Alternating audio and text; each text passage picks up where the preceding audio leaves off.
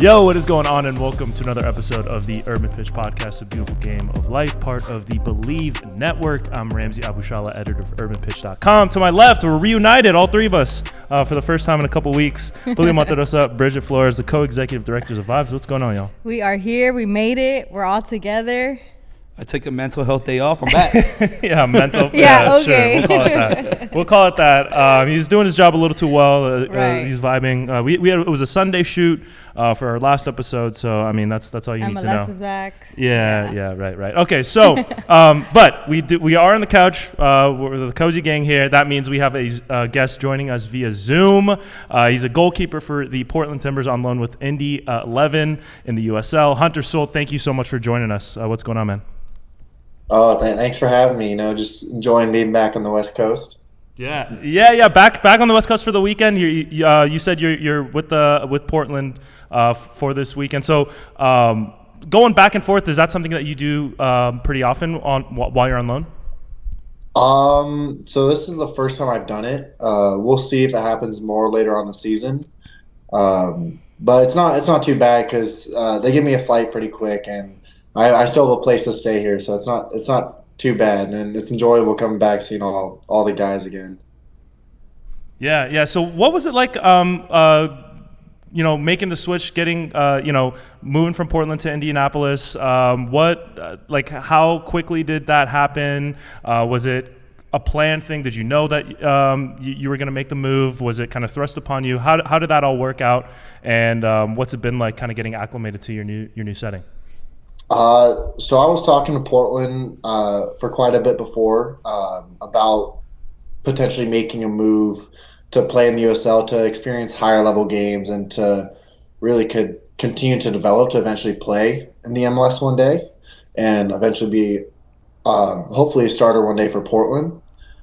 But I was in preseason with Portland. I knew I was going to Indy at the end of preseason to kind of begin my year there. And it wasn't too hard because both teams were really helpful with helping me move everything over. It was a little difficult at first because it's the first time I moved again since I was 13, and I'm now almost probably 22. Especially since I got some little companions with me now, so I had to figure out how to get 3 cats over to Indiana.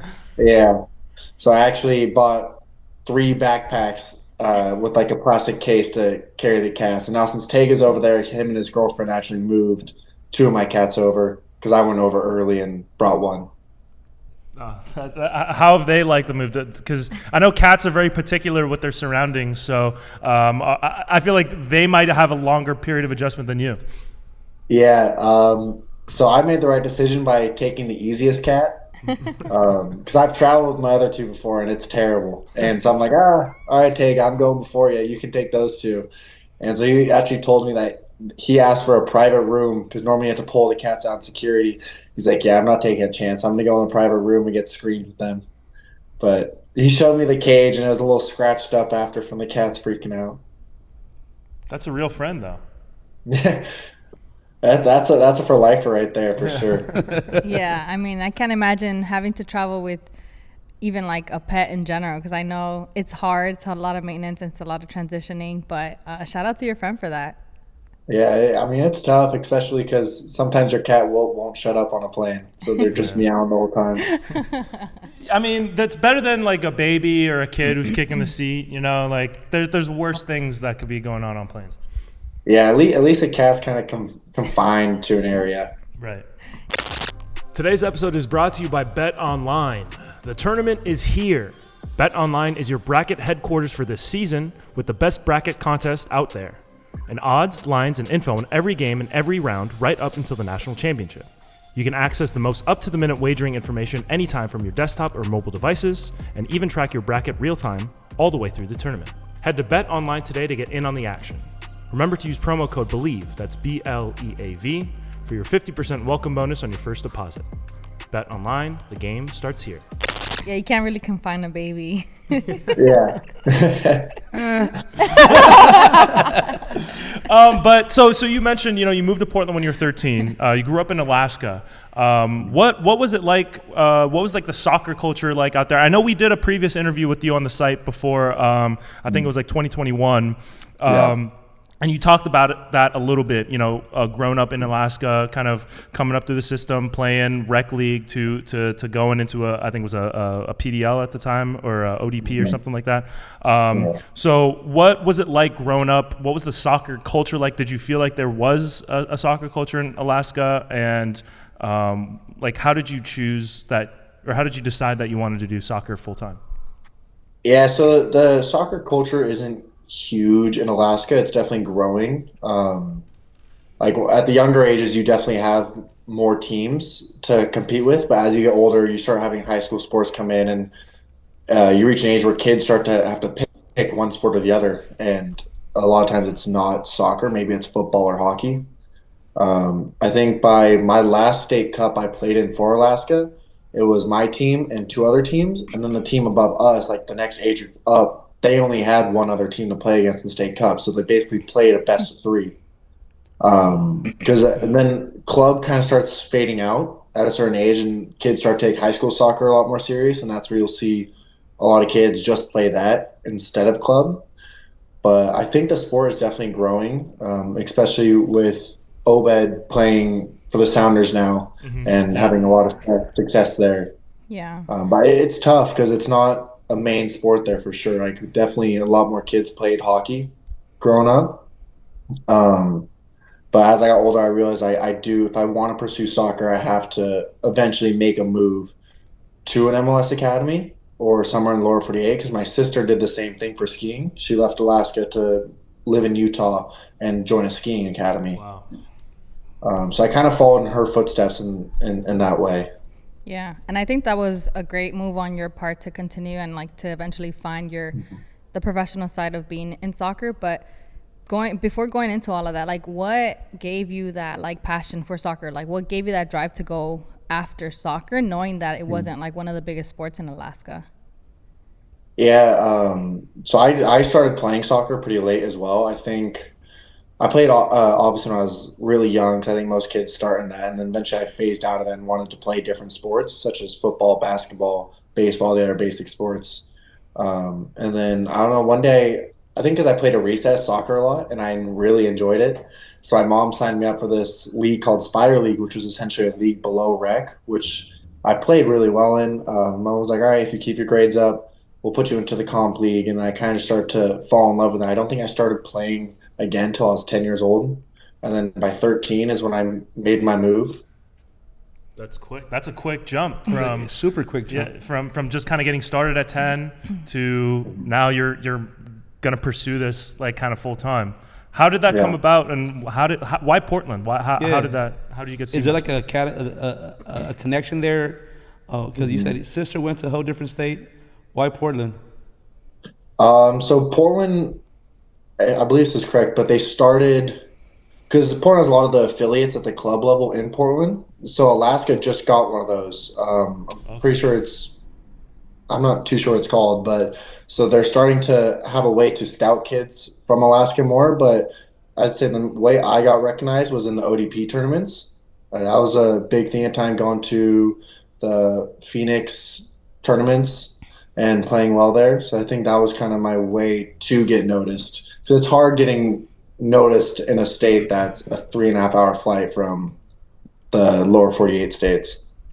Making that transition over to a whole other like state, somewhere completely new, like your family is nowhere near, like at 13, like what gave you the confidence to know that this was the right move? And did you have anyone join you and like come with you in terms of like family?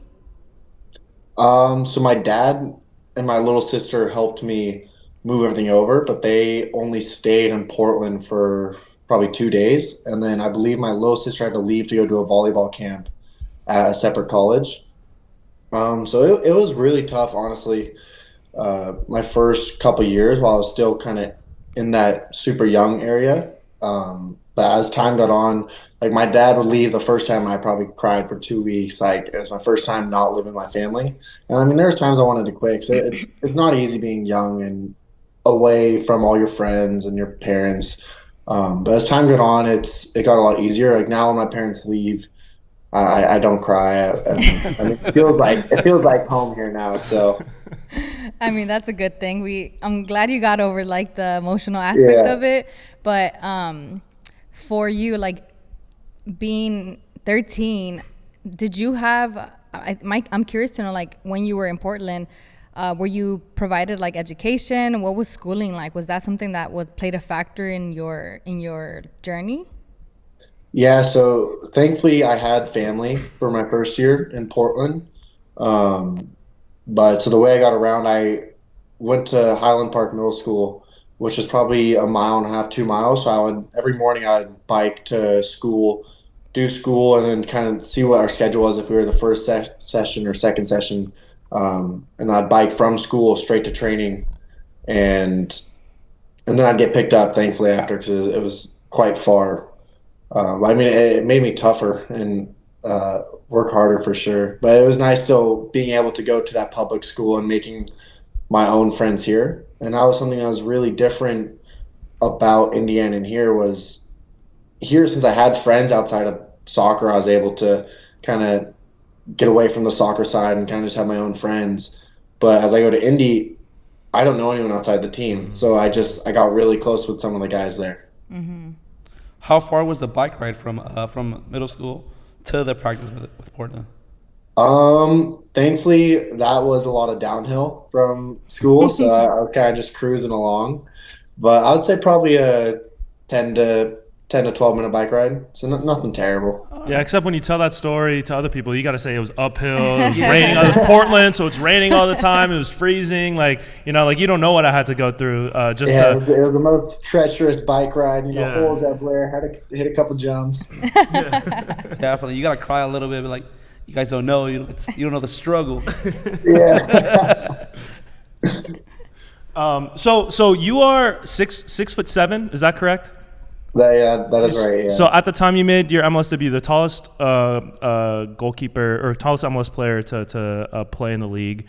Were you always this tall? Was this something that did you start at goalkeeper? Because I know a lot of just from personal experience talking to different goalkeepers, a lot of them started as outfield players. Maybe somebody got hurt and they had to become an emergency keeper, and they had a natural feel for it, and then that's how they got their start. How did you get your start? Was it because you're the tallest kid in the class and they put you in goal, or was it a natural progression? No. So I was always attracted to the goalie position. I was never thrown into it. I kind of just enjoyed just saving shots and catching the ball. I played wide receiver when I did play football, so I liked catching the ball. But in the last few, kind of switch off. So I'd usually play first half goalie, and then throw me on the field, I'd play winger. So I'd enjoy banging some goals too. But once I got more serious about goalie, I liked ending people's dreams by saving their shots. Yeah, and a lot of goalkeepers are very confident about their outfield player skills. Do you have that confidence? Do you think you could still, last minute and they need like a threat on a corner? Are you confident in becoming a striker for the last 2 minutes of stoppage time? I'd like to think so. Tanka might say different, but right. I mean, we goalies spend all our training shooting on each other. So we can shoot a little bit. I don't know if you saw the women's national team game, the final where Alyssa Nair took the third penalty after she saved two penalties before that, and then she had the best attempt out of the whole team. So I mean, it is. There's evidence right there. Yeah, it's nice, calm, composed, just like a nice training day, just shooting on one of the other goalies. And you got the height, so 90th minute, throw you up there. Expect a good goal coming in. Yeah, if you're up exactly. There was one game actually last T2 season where I went up and one of my center backs is like, "All right, Hunter, just distract everyone and just open your arms and pull everyone with you." But that's what I did. It worked out pretty well. It worked. Wow. I don't know if we scored, but we got an opportunity. Yeah. Okay, so I want to get into, you mentioned it's a little bit tougher getting acclimated to Indianapolis now that you're older, you don't have school, and I think making a move now versus making a move then, it still is difficult, but it's different, right? So what are some of the things that you have found now making another move to a new city, now at an older age, with a new team, new settings, new place? You still have your cats with you, but still, what are some of the things that you found difficult? What are some of the things that you found fun since making your move to Indy? Yeah, it's hard because this is my kind of first time with a new team in such a long time, so I had to remember how to be going into a new environment where I'm meeting a bunch of new guys who they've known each other, already been doing preseason together, and I know absolutely no one. But I think once you kind of get on the field, you start learning people's names, and I'd have to catch rides with some of the guys, and it kind of gave me a chance to hang out with them. Like there's one time after training, I was with Tyler Gibson, Josh O'Brien, and they asked like, "Hey, like we're on a coffee shop after, would you like to come?" And I'm like, "Yeah, I'd love to." Just kind of like try and bond with those guys. But once I started, my car got shipped over, which had a lot of my stuff. Once I was able to start getting my apartment set up, it started to feel like home. And I was telling one of the guys is now that I come back to Portland, since all my stuff is over there, it kind of feels like this is like an away trip in a sense, because I don't have. It's not like I live here still for this season. Yeah, and was, you mentioned some of the players were receptive to you and they make efforts to kind of hang out with you. But what was it like kind of getting acclimated to the new team? It was hard because it's definitely different facilities because it's a different league. Yeah. But a lot of the guys, it's different because I haven't been in the USL since 2020. So it was a little hard coming back to that, switching soccer balls. But a lot of the guys have made it a lot easier because our team is honestly really connected and super nice, and everyone gets along really well. Tega had a little easier because I already knew everyone, so I could introduce them. Mm-hmm. Yeah. And then I know Indy 11 from just paying attention to USL, because there's a wide range of different teams that you can go to in USL. Some have, it's like that in any league where, the fan bases are different, the experience is different, the personnel and the staff is different. But from just seeing Indy 11 over the last few years, it seems like it's one of the kind of more premier USL teams. They have a lot of fans at their games. It seems like the atmosphere is great. The jerseys are really cool. It seems like they put a lot of effort into kind of making it a great experience. I know it's only been a few games so far this season, but what have you seen so far in your time from an atmosphere perspective? You could definitely tell the city cares about Indy 11. It's a highly regarded sports team there. Because if you go out and you talk about Indy 11, everyone, like you tell someone you play for Indy 11, they're like, "Oh wow, they're like that's amazing," because they have such a great fan base there. Unfortunately, I haven't been able to experience a home game yet, but when I get back next weekend, we'll have another home game. But we were in Memphis this past week, and I'd say probably 15, 20 fans traveled out, drove the 7-hour drive to come watch us play. Awesome. So they're committed to that team, which is really great. What about for you in terms of like the environment? Because you're going from like growing up in Alaska and then going to Portland, and now you're out here in Indy. Like, what has that transition been like for you? It's different. I'm not used to seeing mountains. That was the weirdest thing, especially just driving all on the flat. It hasn't been too bad because it's been cold, so it kind of feels like here in Alaska. But they're telling me just wait for summer because it'll get really humid. Because I did a Notre Dame camp when I was looking at college still, and I remember the third day we were having double sessions every day, and I was on the ground. All the West Coast kids were on the ground because it was like, I can't take the humidity. I'm dying. Man, I can only imagine. And like those are very different transitions from Alaska, Portland to Indy. So I think weathers. Yeah, not only are you experiencing different dynamics, but also the environment. So I think this is kind of setting you up for success in your long-term career. That's what I'm hoping for. Hopefully it's the next step in my career to help me play in the MLS next year. Yeah, and then first off, if you can make it in Alaska, you can make it anywhere, right? Like I feel like that weather-wise. There's a Jay-Z bar. Yeah, right. Yeah. Or a Frank Sinatra or whoever. Yeah. One of those greats. growing up and having that like kind of as your baseline, this is like extreme weather, because you always see like LAFC and Real Salt Lake. I don't know if you saw that game was played in under like a half-inch of snow. That prompted photos. I think it was just the 10-year anniversary of the U.S. men's national team game in Colorado, where it was it was snowing like crazy. But having that as your baseline, do you feel like that gives you an added layer of toughness when it comes to playing in adverse weather scenarios? Yeah, of course, and especially in the league, since the U.S. is so big, you're constantly dealing with all these just different types of weather. I don't remember. I think it was the LAFC game where I watched the broadcast and you can't see. The field is covered in snow. It's just fog, and it's people. I don't think people realize how hard it is to play in the U.S. because you're dealing with elevation, travel. It's not easy to fly 6 hours to the other side of the country, and then because when we travel to the East Coast, we're not going to bed till 2 a.m. because we just can't. But what I noticed was traveling to Oakland from Indiana, I'm ready to go to bed by 8 p.m. So it's a little harder come game time to kind of stay awake. Yeah. Dang. Yeah, because that 3-hour difference still plays a big role. Yeah, people don't think that.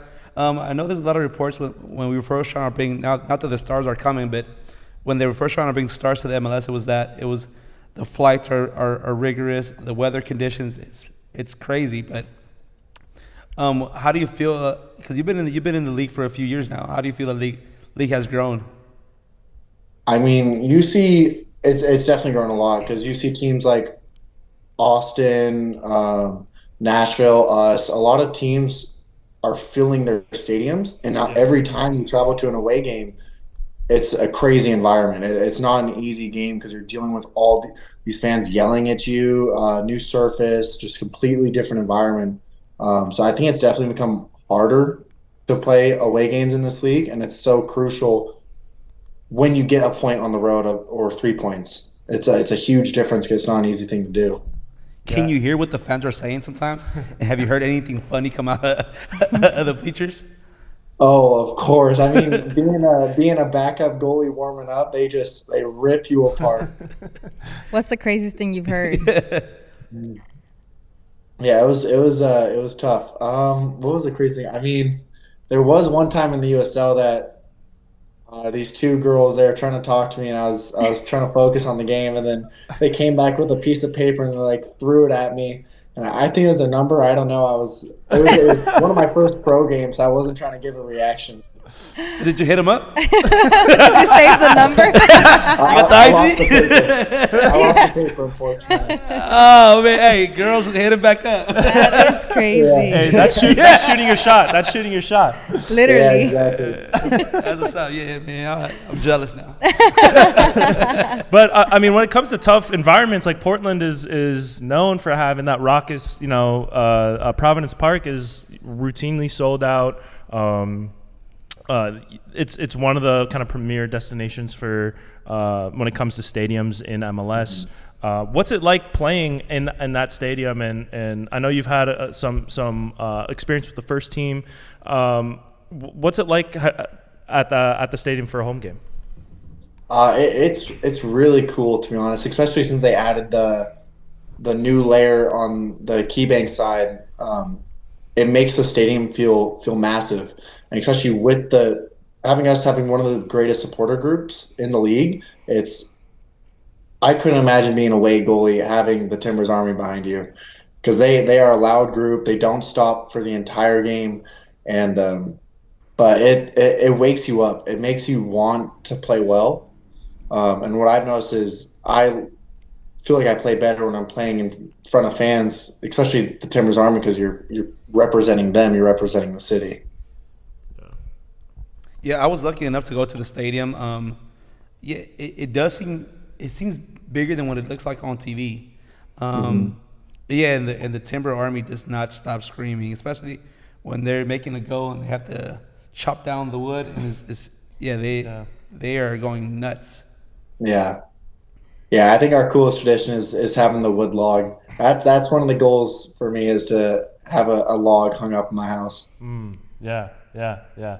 I had the chance one time to stand in the Timbers Army section, and the worst mistake I ever made was at halftime.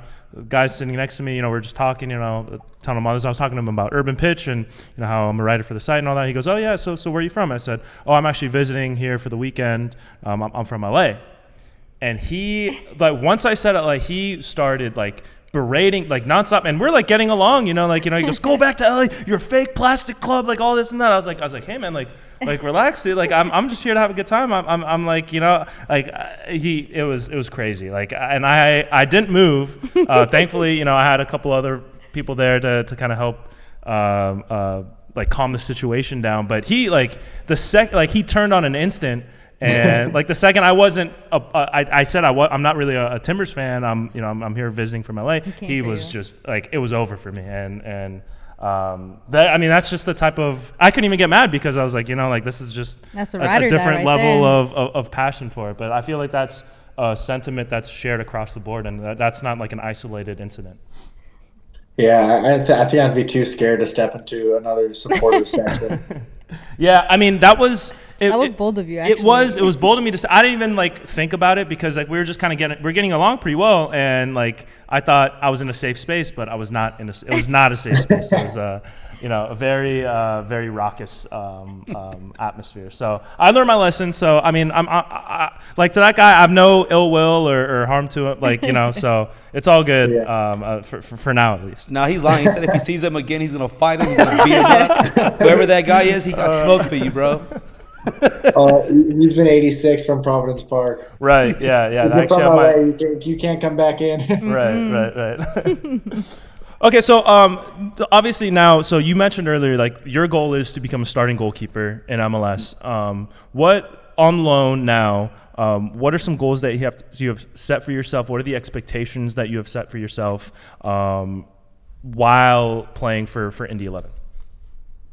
I think the biggest thing is honestly to play games, because currently over there, I'm competing for a starting spot with their starting goalie at the moment, which it's good. It's beneficial for both of us because it pushes us to make each other better, because we're trying to win that spot every week. But I think the biggest thing is to play games, get that knowledge, help work on my decision making. Hopefully not make mistakes, but just play in a league that isn't far off from MLS. So it makes the jump from USL to MLS not as big. Right. So I think going from MLS X Pro straight to MLS, I think it's tough, because the league has grown so much for MLS, and even back in USL, like it's a good league. I think it's been overshadowed a bit, and I don't think people realize how much that league has developed as well, and just soccer in general in the US has come a long way. Yeah. So I think a big thing is just try and get more pro games under my belt to be confident and ready to play in that next level.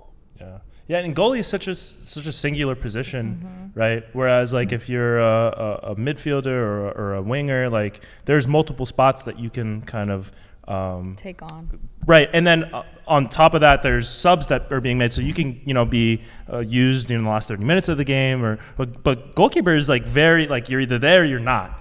It's very rare. Like if you're a penalty specialist, maybe you'll get a little bit of playing time every once in a while. But like you rarely see the goalie get subbed off unless they've had an injury or just an absolute shocker of a game.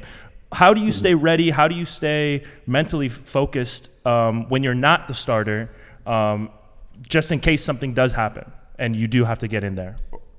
Yeah, so it's a very cutthroat position. So it's kind of tough being in a situation where the way you succeed is by having someone either get hurt or not do well. So it's very hard to deal with that mentally. But showing up to a game you're not playing in, I mean, the way I treat it as if I'm starting.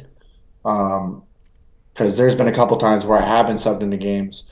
So I think you always have to be ready, and you can't treat being a backup goalie at a game day kind of like a day off, because you do kind of have that sense you're not going in, but there's that small chance because when on like free kicks, when everyone's running at you, you're the one player running at them. Right. And so there are a lot of collisions in our position. So I think it's just constantly treating it like you are playing because you do have a chance of going in. Yeah, I think you're talking about like staying ready whether you play or not. Do you have like a pregame routine that you go to?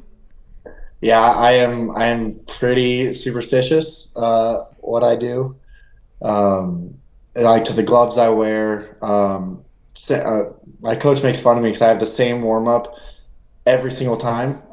I don't change the order or whatever. I don't like to eat a lot before games. I drink a lot of coffee on game days, so I'm just kind of wired with energy. But it's just kind of making sure I do the same things. So it helps me stay mentally sound and ready for the game. Yeah, I feel like sometimes, especially for you, like being in, professional sports, being in competition, like you have to have something that you hold on to that keeps you kind of like 100% focused and dedicated to what you're going into. So I can see why and how that helps. Yeah, and I like to visualize myself. Especially from like past games where I know I did well and kind of comparing opponents like, oh, I did this, so I can now be able to do this. Right. Which I did that in the academy as well. So it's something that's always stuck with me is kind of just visualize myself in these moments.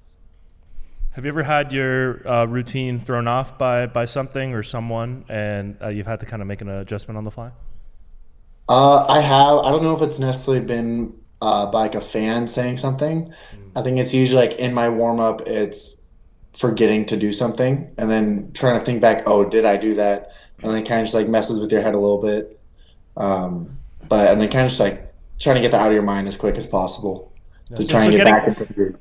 Getting a phone number thrown at you, that kind of takes you out of it. It threw me off a little bit. That's never happened to me. I'm thinking he went back to the locker room, sent a quick little, oh, I got it. Talk to you after the game. Yeah, I think they saw me after the game, searching around in the grass after the field. or maybe somebody else picked it up, and maybe they have a relationship that's been going on since. They stole my opportunity. Yeah. Yep. Oh, man. Maybe you're the reason for their love story, so you never know. For the lack of it. As long as I'm invited to the wedding, I'm happy. Yeah, There you go. There you go. You gonna be a real keeper. Yeah.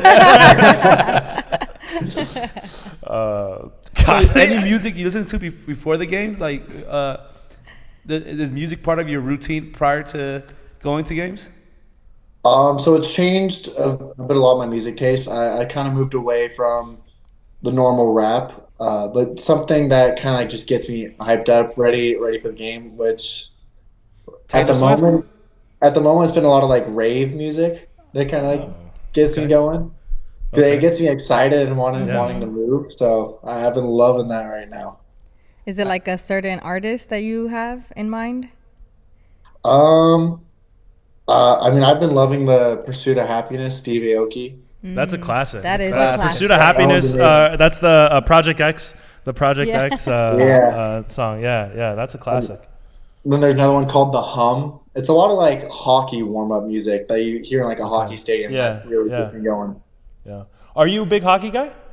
I don't watch it on TV, but if there's a team in the state, I love going to hockey games. I like watching the fights. That's part of the reason. Yeah. Did you grow up skating and playing and all that too? Do I what? Did you grow up like skating and playing ice hockey too? Yeah, I did. So a lot of the water freezes over in Alaska. So whenever we get an opportunity, we just go out on the ice and play hockey. So it's a rite of passage there, I'm sure. Yeah, exactly. If you're from Alaska, you got to know how to skate. If you weren't doing soccer, do you think you'd be in hockey professionally or doing any other sport? I would have liked to be a hockey goalie. I think that would have been fun, especially once I found out that hockey goalies are my size as well. Either that Are they really? Yeah, they're tall, which I didn't realize. I didn't because they're crouched over so much that you don't really realize. But they're tall and slim. But I think if I choose a different sport, I'd have to pick up golf. I started that 2 years ago, and I'm in love. Oh my God! Don't get these guys started with golf. They are. I am a full-time golf degenerate. I will drop anything if I get a text like, "Hey, I got a tee time," You know, He's I'm there. dropping everything that I have. I'm going. You know, I'm like, I don't care if I don't have my clubs. Like, I'll figure it out. He's mid-fight with his girl Mal, and like he'll just like, I'm sorry, we gotta figure this out later because I have to go golf. Right. So it's actually helped our relationship because like we've been mid-argument, and like I get a text like, hey, let's go golf. Like, oh, okay, we'll figure this out. You're right. Probably you're right. Let's take a break. Yeah, you're all good. I'm gonna hit the. I got a tee time. I gotta go. So There's no emergency big enough to stop me from going to golf. He doesn't even go to work. If anybody gets sick in my family, I'm like, I'm not a doctor. I can't do nothing about it. So let me go golf real quick. Yeah. let them figure it out. What about you? How invested are you in this? I just got fitted for my first set probably a nice. couple months ago. Oh, he's on point. And then I found out a lot of guys on Indy, the ones my age who I've talked to, love golf. So I think we're going to start going a lot more. sweet, Okay. nice. I mean, that's one way to bond with them, right? Yeah, we're going like twice a week right now. So Yeah, it's been I mean, now they push back the clock, so you can play in the afternoon a little bit later, get done with work, get 10, 11, 12 holes in. Like that's the ideal afternoon. it's gonna get bad. Yeah. Once I played the PGA West course at preseason last year, just hitting the nice off their grass was just insane. I was like, all right, I'm in love even more.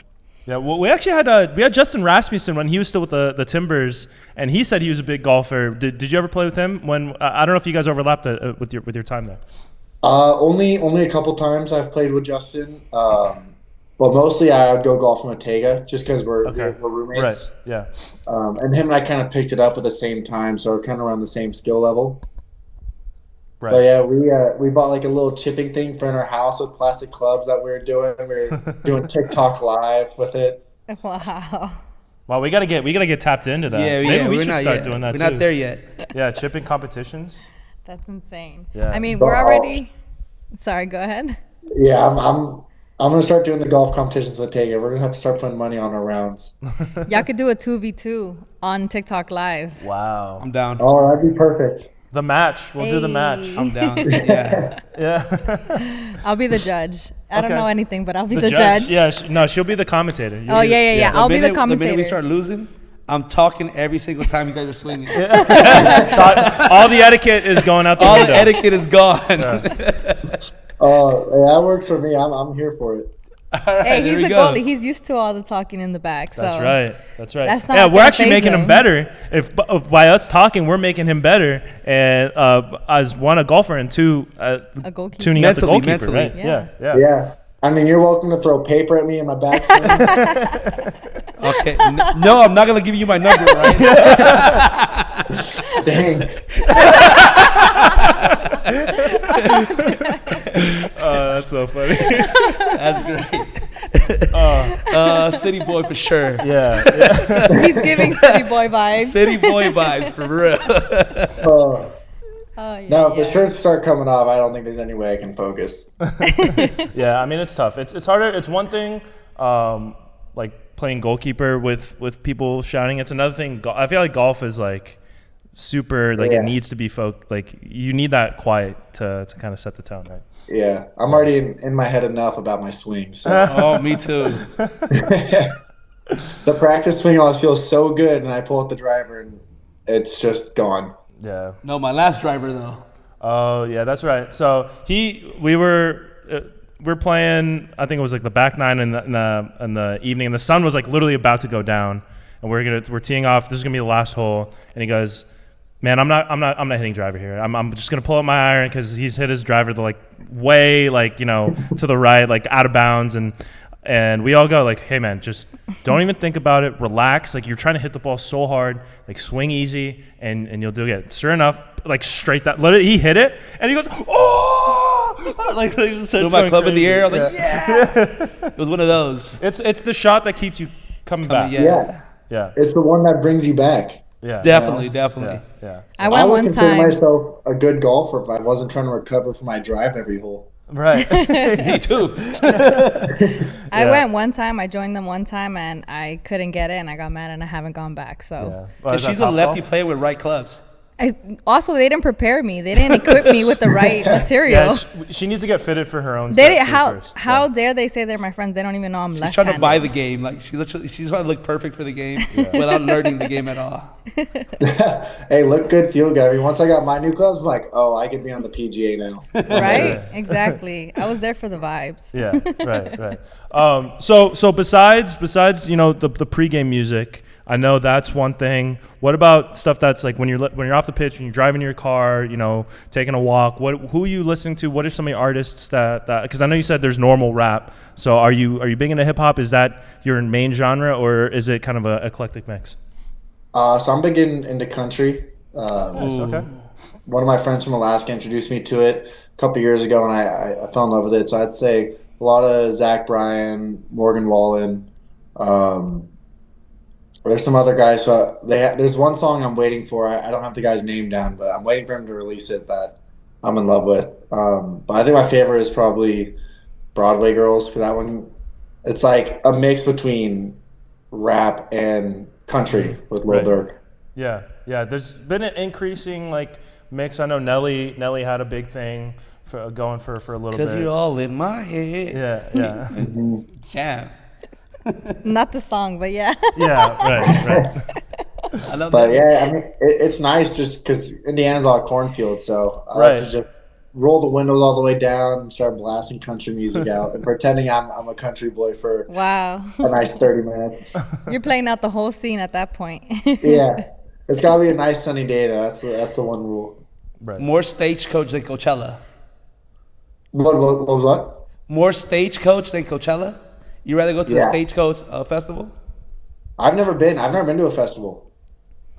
Well, we gotta. I mean, you do the. I don't know. Did you guys go to Coachella for preseason, or is that just the California teams?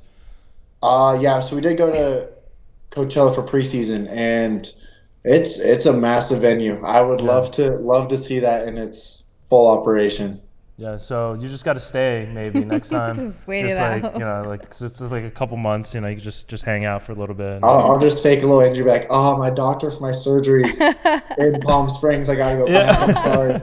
He said I can't leave the city vicinity, or else it could really cause something. Yeah. Something He said serious. Coachella's good for my recovery. Yeah, right.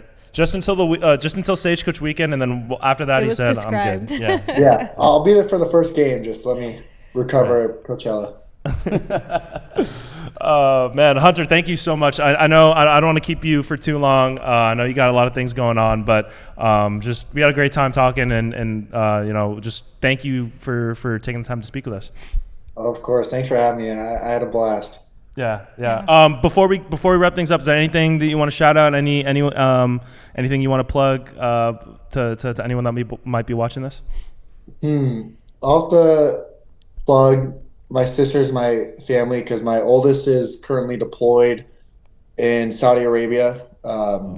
Second one is deployed in Colorado Springs, and third one's currently at Naval Academy. And then my parents as well, because they've been a big help and essentially made it all possible for me to come over here. So huge thanks to them, and then all my coaches who helped me learn to kick a ball. Yeah, shout out to family. Family guy. Love that. Love to see that. Yeah. All right, Hunter Sulte, thank you so much for joining the show. This has been the Urban Pitch Podcast, a beautiful game of life, part of the Believe Network. For Hunter Sulte, Julio Monterosa, Bridget Flores, I'm Ramsey Abushala. We'll see you all next week.